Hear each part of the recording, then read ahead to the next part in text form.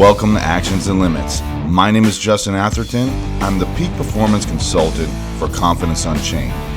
With me as always is Paul Fortune. Paul is a mindset coach and the founder of A Call to Action. And together, we make Actions and Limits.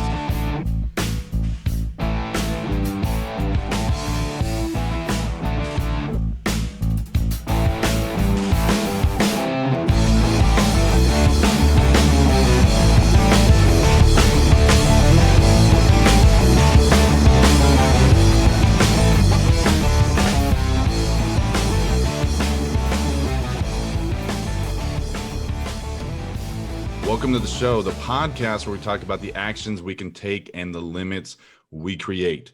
Make sure you click that subscribe button here on the YouTube channel or on your favorite podcast platform. We're on Apple iTunes, Google Play, Alexa, and all the other ones you have on your devices. Also, make sure to reach out on those social media accounts, Instagram, Facebook, and follow us, like us, stay updated on all the upcoming content. How's it going, Paul? Another week. I'm excited for our guest, man.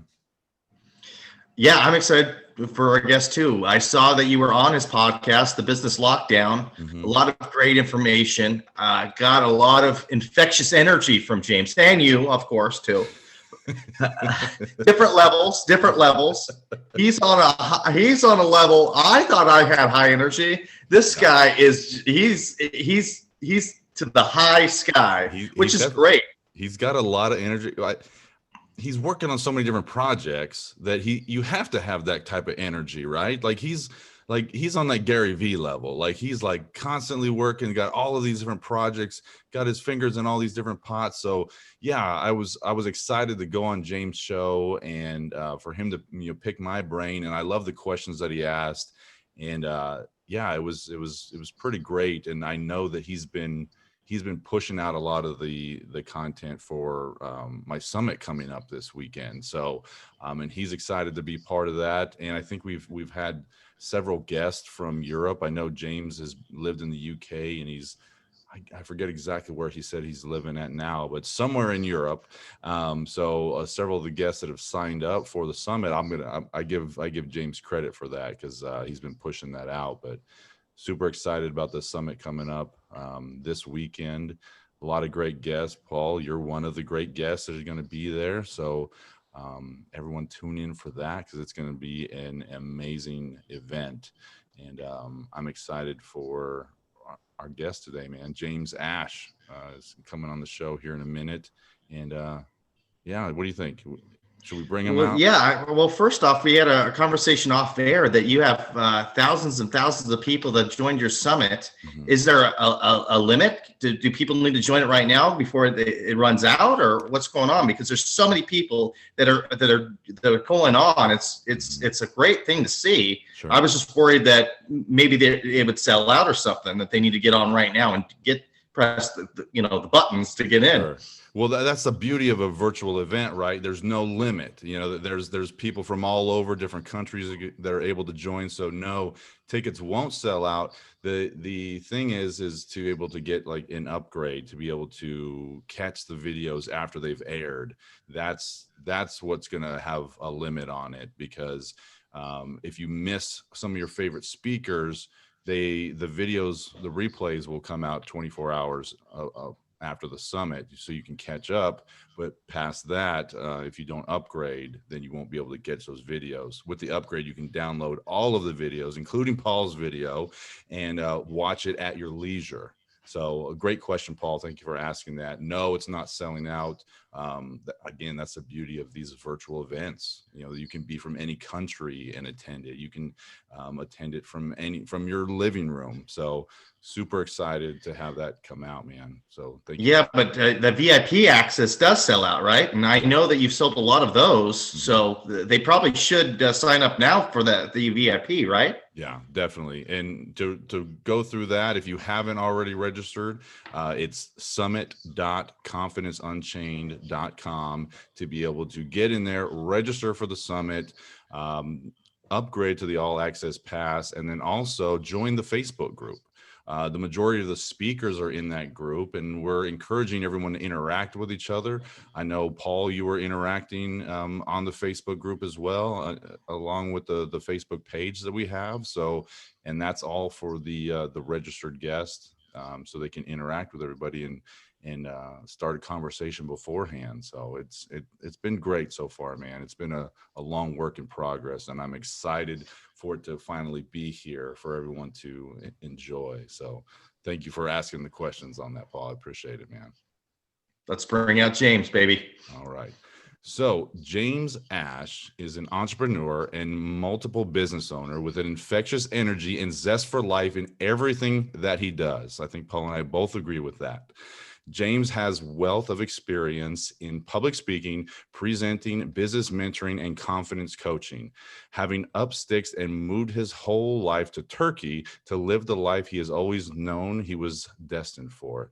James is a creative leader like no other, whose warm wealth of skills and knowledge can be imparted on many to help achieve results, sharing his journey story to inspire and share value. James, so glad to have you on here, man. I know you and I have had a conversation before, so I'm excited to be on the other side of it. So thank you so much for hopping on our show, James. No, I fully appreciate it. Really looking forward to this, gentlemen. And yeah, firing back some questions as well with you guys over in America, which is an interesting place to be right now in the world under these uncertain times. So yeah, Sure. Really, thanks for having me. It's a pleasure. Yeah, we appreciate you having you on, and you're involved in so many different things. And I know Paul and I have a lot of questions for all the different content you're in, but what really got you started down this road, like doing the coaching, doing the podcasting, doing all this stuff? Like where did this come from, James? Yeah, how long is a piece of string, and how long have we been sure? It's just like essentially leaving a career that I loved in mental health and secure services into business, and that was 2009. So yeah, getting on for 11 years ago now. You're back then, and we can hit off at any point in that journey to current day, to podcasting, and literally we procrastinate in the podcasting setup. And now working with people's podcasts is, we procrastinated for a year, and COVID hit, and we could either sit back and be told what to do and when to do it and how to do it and be supported by the government and all of that. But we attacked the day, and the decision was above everything else, we wanted to connect with as many people as possible, and also connect as many people as possible. And then I said to my business partner, Phil, and co-host, I was like, well, we need to start a podcast. That's what we need to do. It was just like so obvious. And we laughed about this recently. He said, right, okay, so let's think of the 3 episodes and their topics, and then we'll go away and we'll do some research, and then we'll come back and we'll explore them and see how that works. I was like, no, because that's just barriers to entry, right? We're going to start, and we're going to get off the ground. We're going to make our first episode and move forward. And that was the decision. And we've got a marketing team behind us who we just, there was a lot of uncertainty, and we just grabbed a hold of everything and went for it. And, to date, we were celebrating nearly 75 episodes. We've reached over more than 250,000 people in 83 countries now. So, wow. Yeah, so that's a bit of a snippet and insight into that journey from there to there. So pick up where you want, boys. It's like well, you mentioned mental health. That's the field you started off as. Is there anything that made you want to get into that field? Did you suffer from mental illness, or did you have family that suffered from mental illness? How did you want to get into that field? Yeah, it's really interesting. Really, I was 19. I'd left college, did sport and coaching and all that kind of jazz, and loved it. And was it just had a mundane job, a dead-end job at a bowling alley and a barman, and got left that, and it was literally, I could either go traveling or get a job just to get some money in. And I ran out of money for traveling, overthinking or not thinking enough what I should be doing. And so I just got a job in a factory, and it was the best thing that ever happened, because I need a lot of stuff going on to make sure this is kept busy.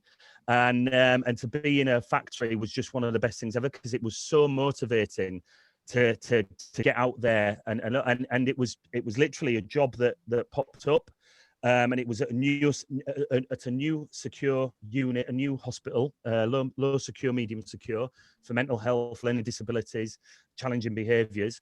And I went for it, and I got a job in the interview. They were blown away with all my sports background and like coaching and assisting and course leadership.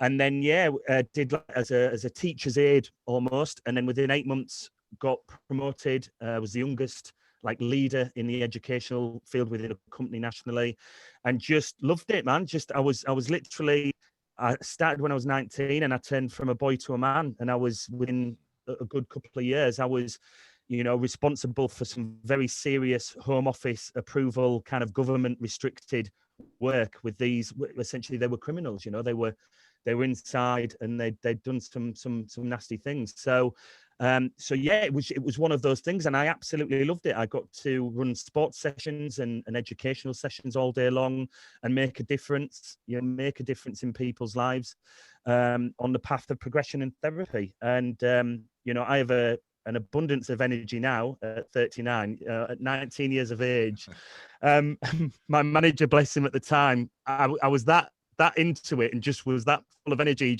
just enjoyed steering me along the way, and off I went. And I was just so driven to make a difference and an impact. And that was my inroad to mental health, and literally working with some of the UK's leading psychologists and psychiatrists. And and it was a dangerous job. We were fully and physically trained to handle and deal with criminals. Very.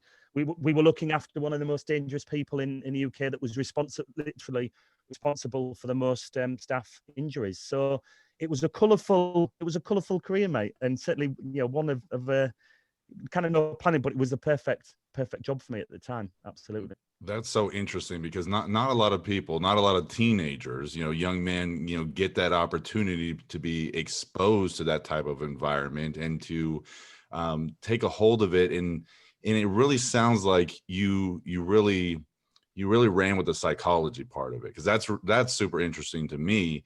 But learning like how to deal with people like that are in difficult situations, and to be able to manage their emotions and your own emotions in the progress, it seems like that was where your coaching journey started before you even knew it, probably, sounds like, because I know that you do the coaching and the confidence and the mindset coaching.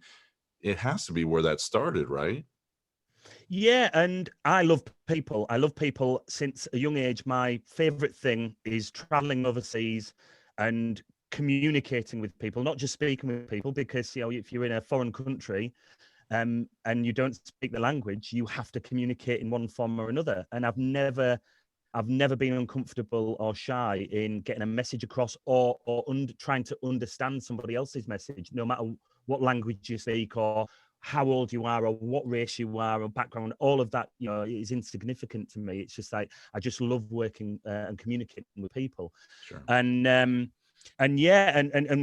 so having that growing up and just being confident, and it being a real love of mine, working in mental health. You can't. I saw people working in that environment having one approach, and that might be very strict, which is okay at times. But then I saw those people trying to have engage in a positive way with patients, and there's no way, because they're just too strict and authoritarian.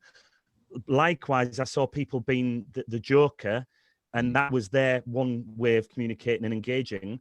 But that can be very unsafe, and at times of crisis, when you need to instantly have somebody's respect and attention, those people can have it. And I was very proud that I had the ability to work on all of those levels, depending on, because all the patients are very different ages, different backgrounds, and so everyone's different. We're all different in life, and I used to really thrive off that, being able to engage with, even in a group, as individuals, and then also through the power of activity, education.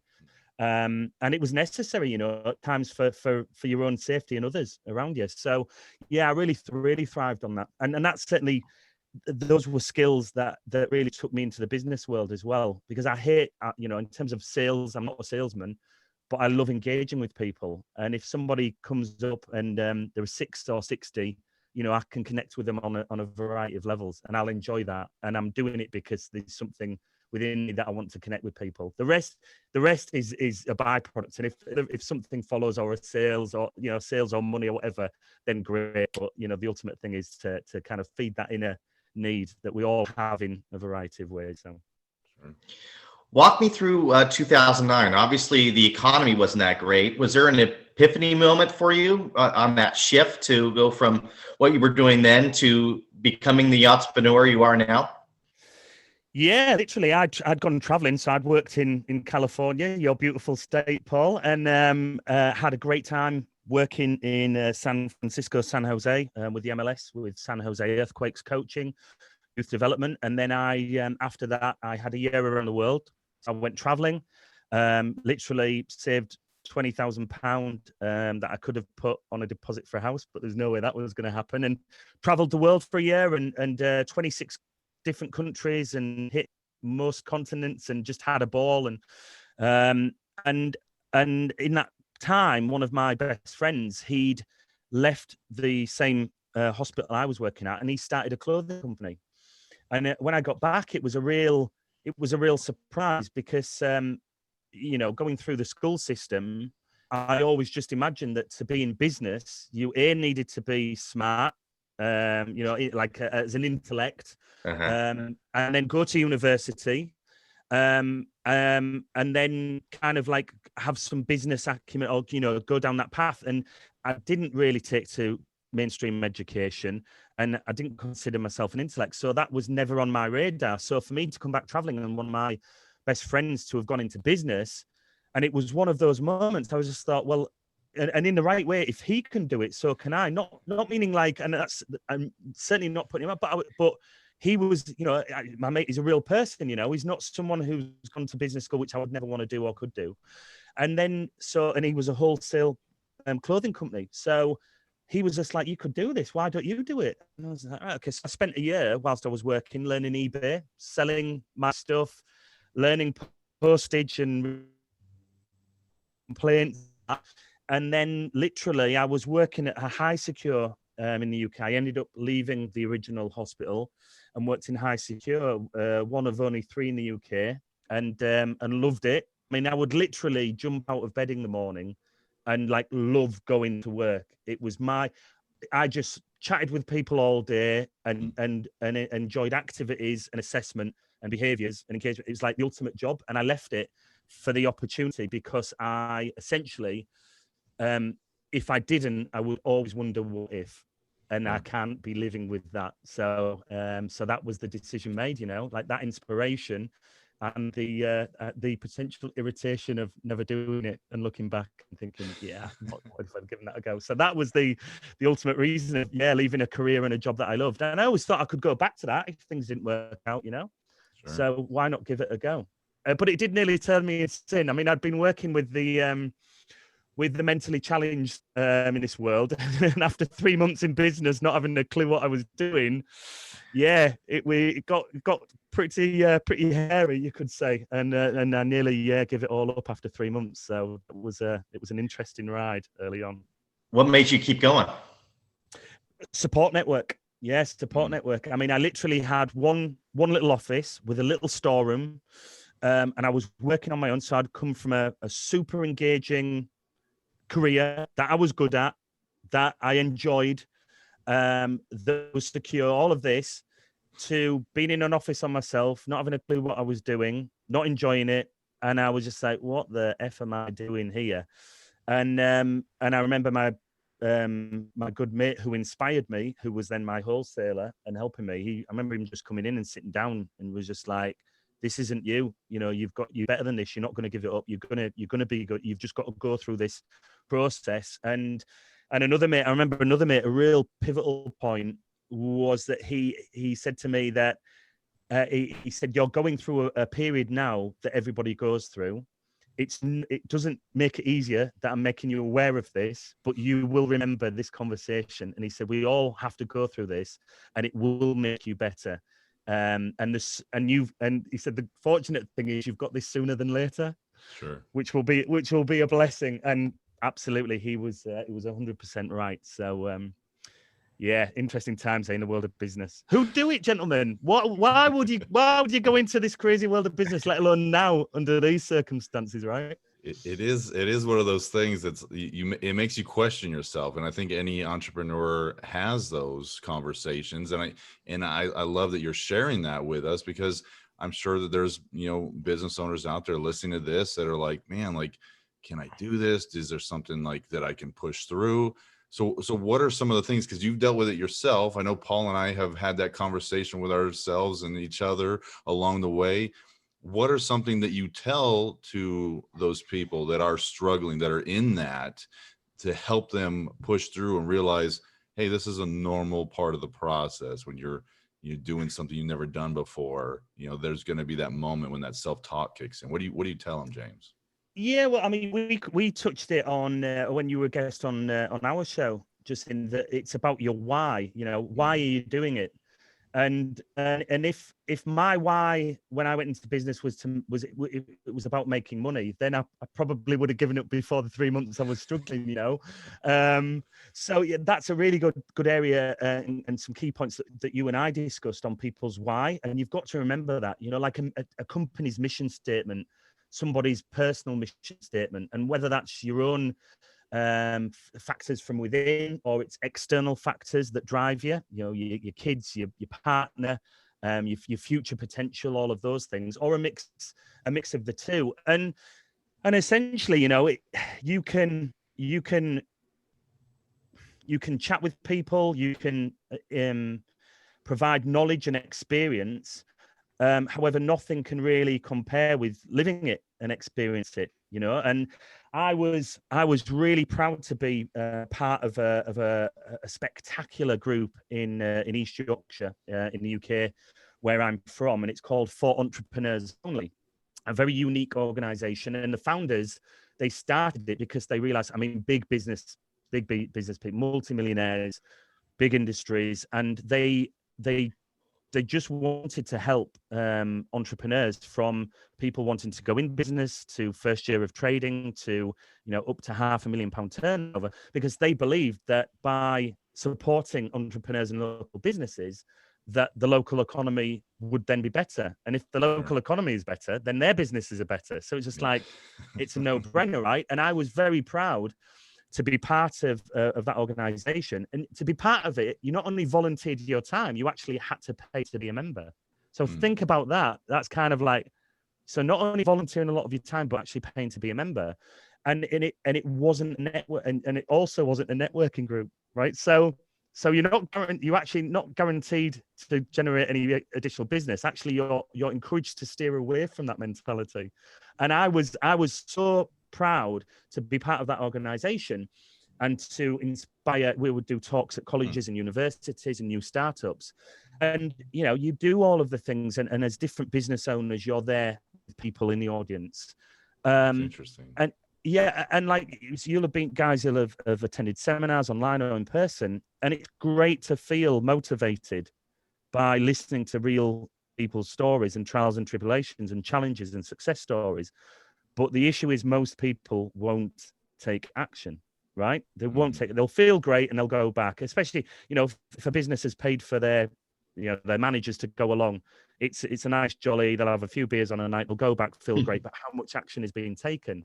So essentially, it's being realistic as an individual, as like, what difference can you make to that top 2-3% of that group that you're talking to? And you'll know yourself, just in the line of work and the people you work with. You alluded to the fact that, if the person isn't right to work with you, just because they sign up, it doesn't mean that you're gonna be a great match. So it kind of comes back to those relationships as well. So it's great to support and encourage and talk, but action is key. And I think the better you can encourage somebody to take action. And look, this is your business, man. This is what you do. This is your bread and butter. So, I'm not telling you something you certainly don't know and in an abundance, but it's that taking action. And sometimes it's not their right time.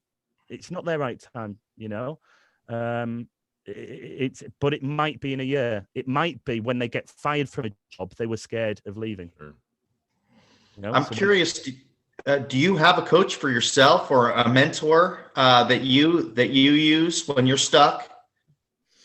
Yeah, well, the fortunate thing for me, Paul, was as being part of that group. The natural thing from it was being surrounded by multimillionaires who are awesome and just want to make a positive impact with people, especially with members like myself who would give up so much time and dedication. So all you have to do is send an email and pick up a phone. And like I could tell you many stories of the support that I had. I mean, even when I won a really lovely position with a company as national marketing director, and my sticking point was putting a value on my proposal. I spent 5 months drawing a proposal up, and it was one of my guys. Matt is called Martin Lauer. He owns a company called The 1 Point. Awesome guy, and I remember just going to visit him and I said, can I, and I did it with a few key members. Can I come and put my presentation to you? And I set it down. And to cut a long story short, at the end of it, he just put his calculator out. It was the business model, and he just said, "This is what you're worth. Tell him you want 25% extra on top of that to play with the budget for the initial 3 months." And it's just like that kind of support network around me. To just go, and I remember, and it was like people like that in my life when I left was, and don't come down any less, because I know you'll walk away and you'll doubt that value, but don't do that. And I could name so many people. I mean, yeah, I haven't signed up for an accountability coach or a business coach or that, because I've literally donated and volunteered hundreds of hours of my time, blood, sweat, and tears to pick up a phone and be with like some incredible people. So yeah, I do have a solid network around, and it's so important to have. I'm sure you guys can certainly vouch for that. You need to be accountable as well, right? Exactly. We talk about how, each of us have had coaches at different points in our careers, working with other people. And Paul and I give each other some advice. We have that ability to bounce stuff off each other, which is really great. When you're talking about the entrepreneur group that you were part of, it makes me think of James, are you familiar with Clubhouse? It's an application that they're putting out. It's in beta testing. It kind of makes me feel the same way.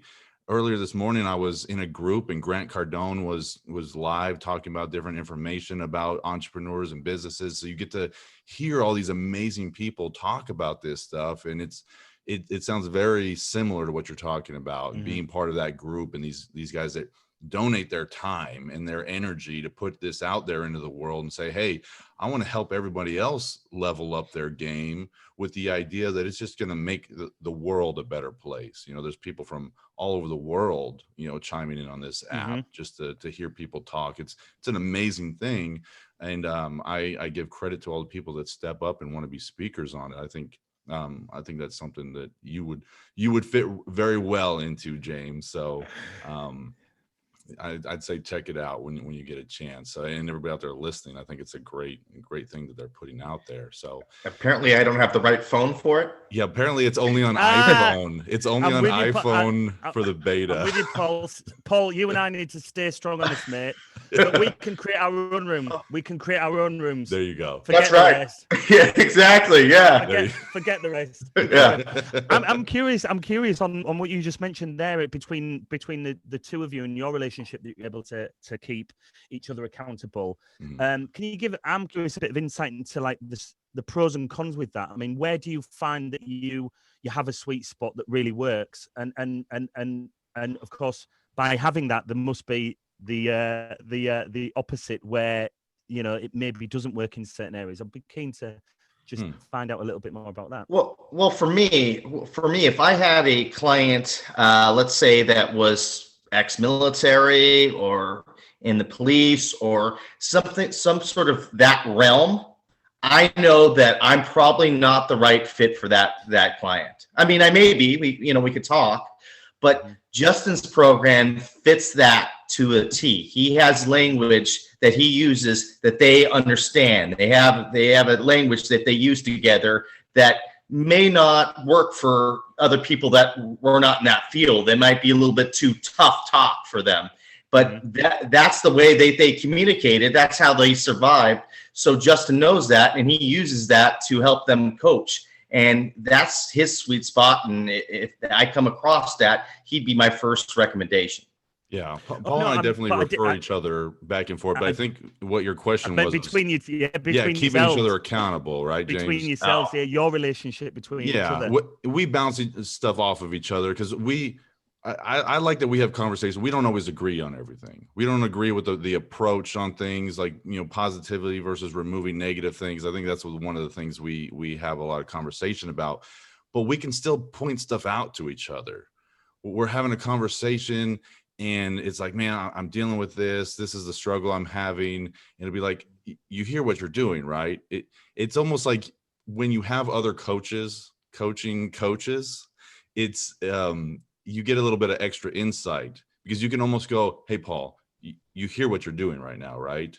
And it's like, oh, yeah, okay, I got it. You don't even have to say anymore because it's like just pause and replay in your head what you just had there. So I wouldn't say there's any cons to it. I don't know what a negative thing would be to that. I mean, like I said, we don't always agree on approaches, but it's just a different perspective, a different insight into things. So what would you say to that, Paul? What benefits do we get from bouncing stuff off of each other? Well, I would say that, and as Justin, we've had this conversation a lot, that there's times when you're making a point and I'm agreeing with your point 100%. But in the back of my head, I'm like, I would never, ever say it the way you just said it.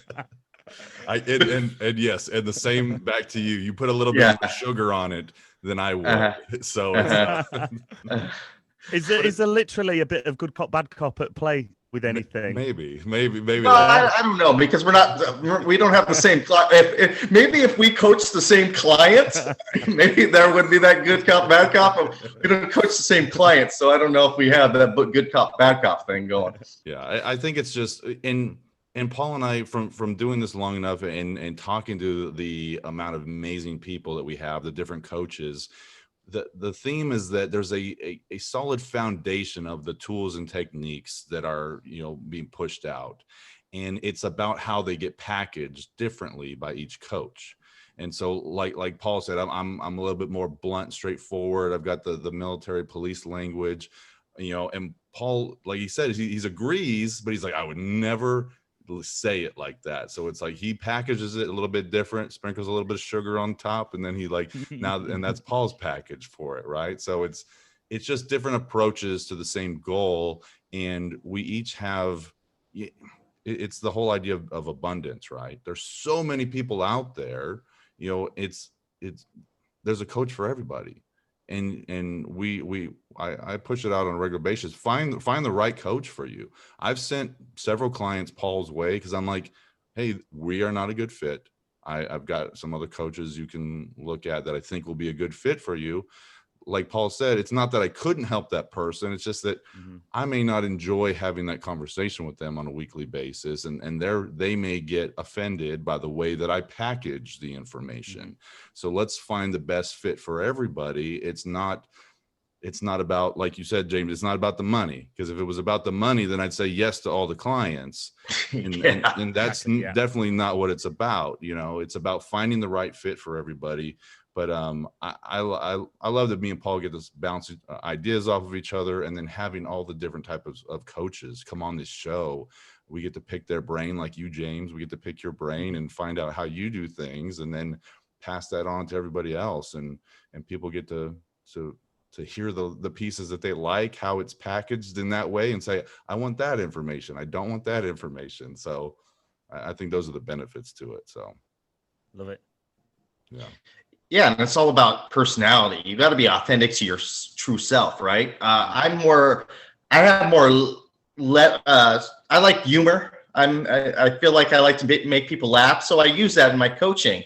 Justin is not so, he likes humor too, but I don't think he uses it as much in his coaching that I do. It just comes out. It literally comes out. Sometimes I'm saying something and make somebody laugh, and I really wasn't trying to make them laugh, but I can see how it was, comes out humorous. So it's being true to yourself, your core self, and how you want to help out that person.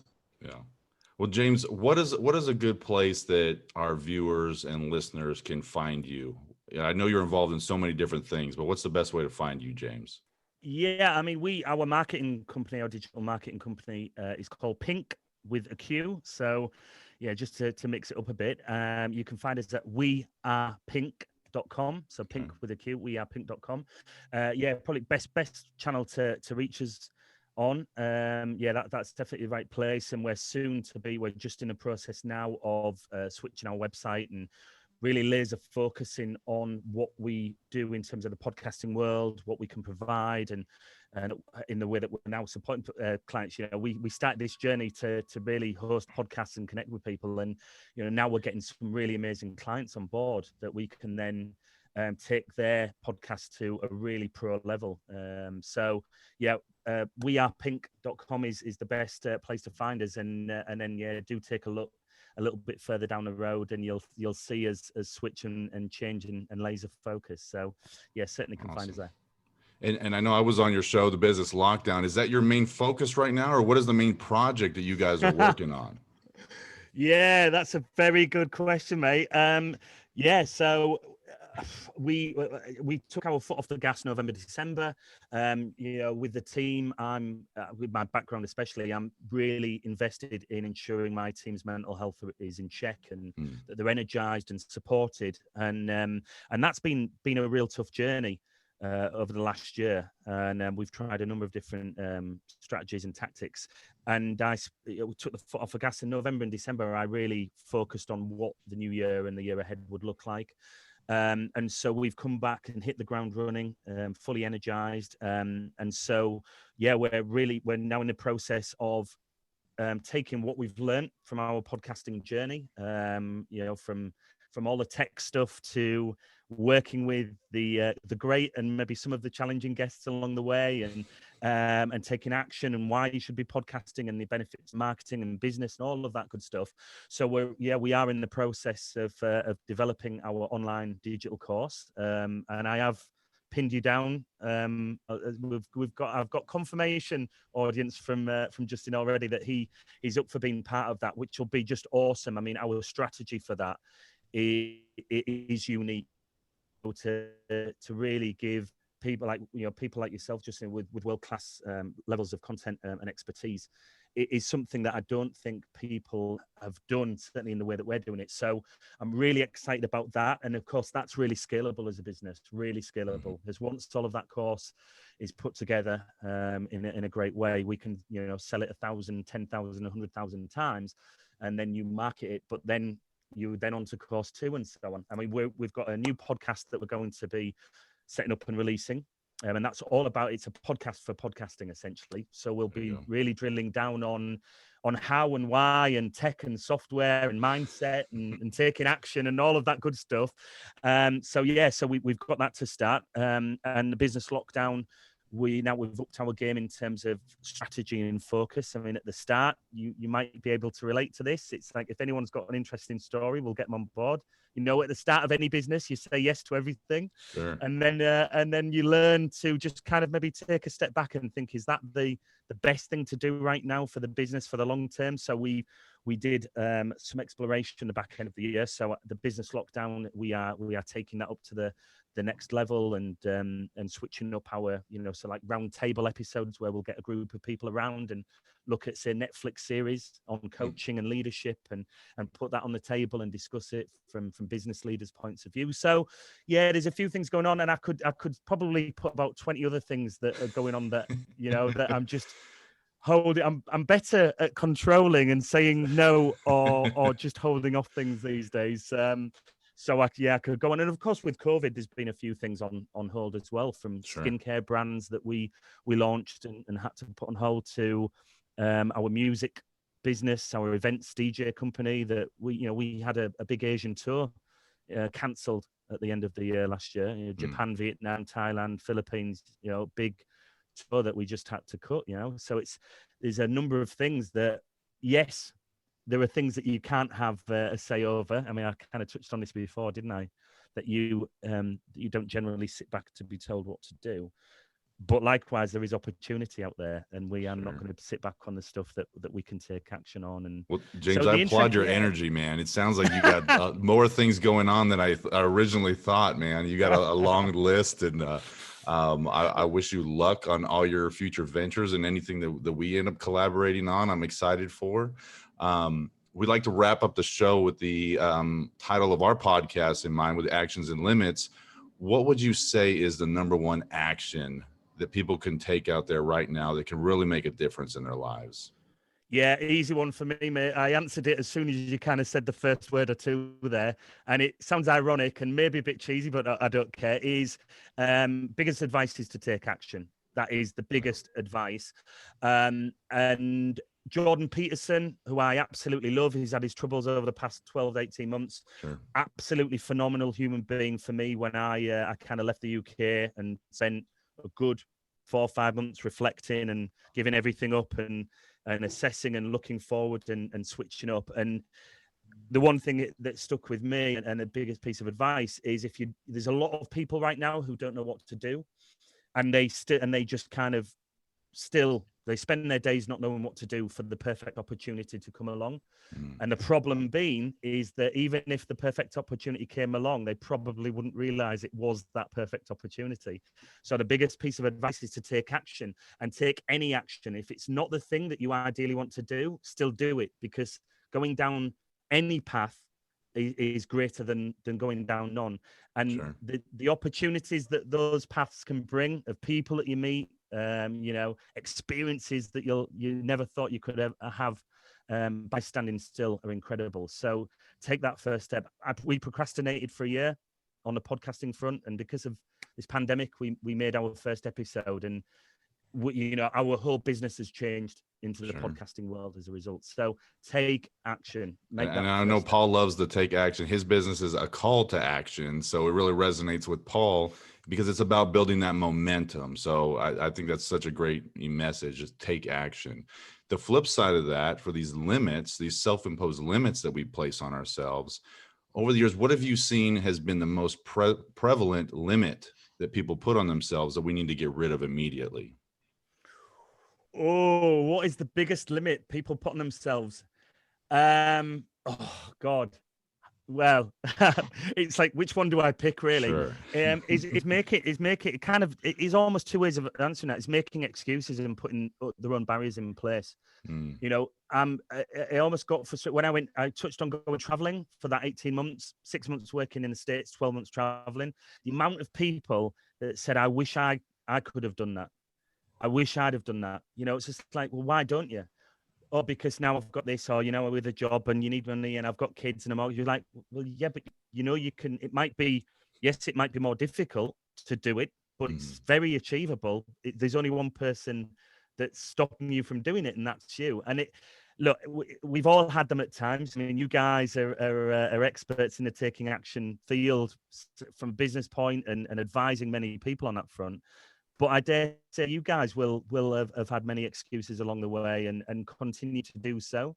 Maybe they're less than what they may have been without being in the environment that you find yourselves in. But making excuses, and it's a killer, that negative self-talk, right? Negative self-talk. I'm almost frustrated talking about it because it pisses me off. It absolutely pisses me off. And the biggest thing is that I think I've got better at over the last 2 or 3 years is that self-control.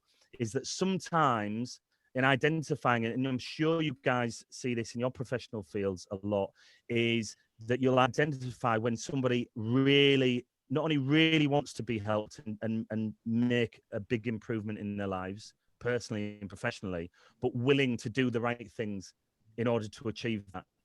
Everybody can say that they're going to do this and they're going to set a business up and go traveling and visit this country and all of that, and it's going to be happening here and here.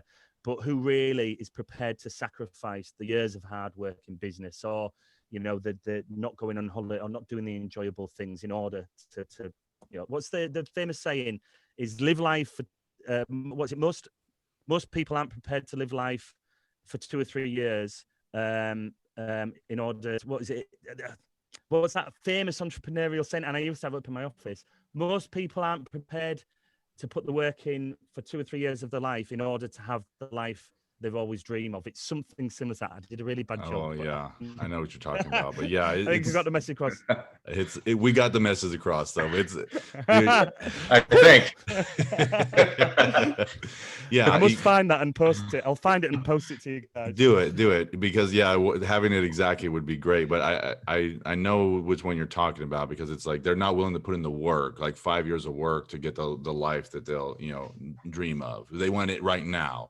So I like what you brought up there, is the excuses that we tell ourselves, those like that inner voice saying, well, you can't do it because of this, and the list of stuff. And I heard recently a way to negate that is write down a list of the things that you've always wanted to do and haven't, and then write down why you didn't do those things, and you'll realize there's a lot of BS in there. And so it's like, oh, I'm not doing that because of this or because of this. And it's like, when you start looking at it, it's like none of that stuff is real. You're creating that story for yourself. So it's a really powerful thing to remove those excuses that we put on ourselves. But James, so much insight for our audience. Thank you so much for joining us and telling us your story and the numerous things that you're involved with. So I hope our audience reaches out to you and checks out your content, because I love watching you on different shows and normally it's Paul that's the podcast guest on someone else's show, but this time it's me. I got to join you, James. So I appreciate the reciprocation there, and you coming on our show as well. So thank you so much for being part of the Actions Unlimited podcast, James. No, absolute pleasure. And mate, I'm really looking, this isn't just like a cheesy plug. I'm really looking forward to your summit, and yeah. I'm talking to people on a daily basis about your summit. Like I've had 4 conversations today about your summit. Like, and I've sent links through. So no, I did notice that there was people that signed up for the summit that were from Europe. And I was like, that's James at work over there. That's James. 100% credit. Everybody in Europe I haven't got the affiliate code link sent through yet, though. Just whenever you're ready. Thanks, guys. Not amazing, and keep doing what you're doing. I love your podcast, and you clearly, I said to Justin when I spoke to him before when he was on ours, just that you've got a really good connection between the two of you, and I really believe it works really well. So keep on doing what you're doing. Awesome, James. Thank you so much, man.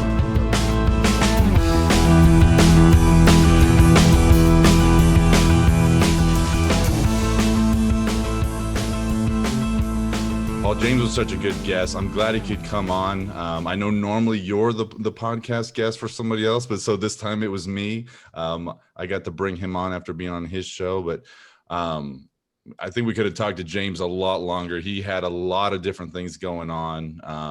I'm excited to check out his content, and I'm glad that he's pushing out the summit. We're going to get some people from Europe over for that, so I'm excited for that at the end of the week. So thank you to James for pushing that out. But what was your biggest takeaway from what James had to share? He was highly motivating, great energy, and you could tell that he was authentic, that he cares about helping others. That was his first goal. Mm-hmm. So he's going to be successful, because I always feel that that's what I look for in a service. Is this person being authentic? And I felt James is authentic, and that's part of his charm, and sky's the limit for him. He's already in the sky. He's just going higher.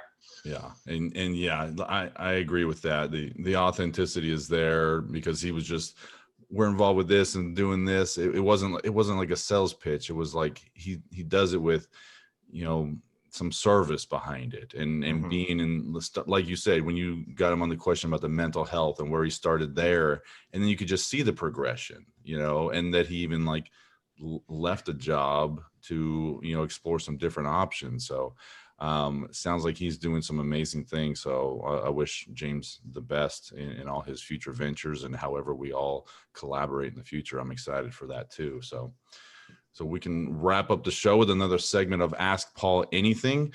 Make sure you're continuing to send your questions into actionsandlimits@gmail.com to get your question featured on the show. And Paul, you said you found a good question in the email this morning.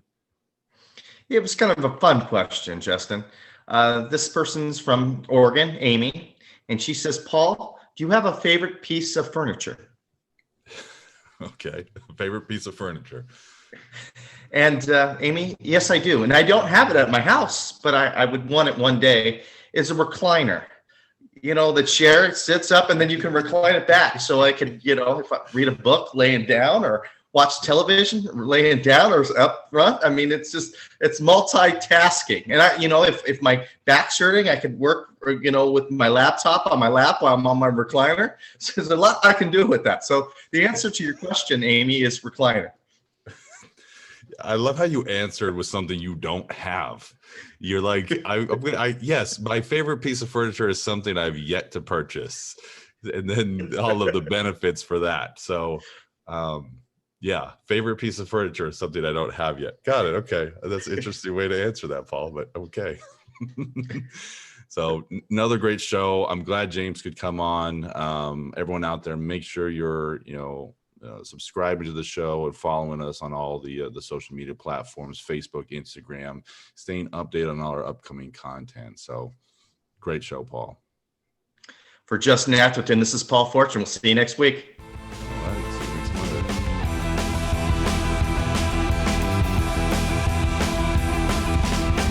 Thank you for listening to the show. Don't miss an episode. Click and subscribe to our YouTube channel. Follow us on your favorite podcast platform and find us on Instagram and Facebook under Actions and Limits to stay updated on all our upcoming content. Continue to email the show at actionsandlimits@gmail.com for our segment Ask Paul Anything. Thank you for listening. We'll see you next week.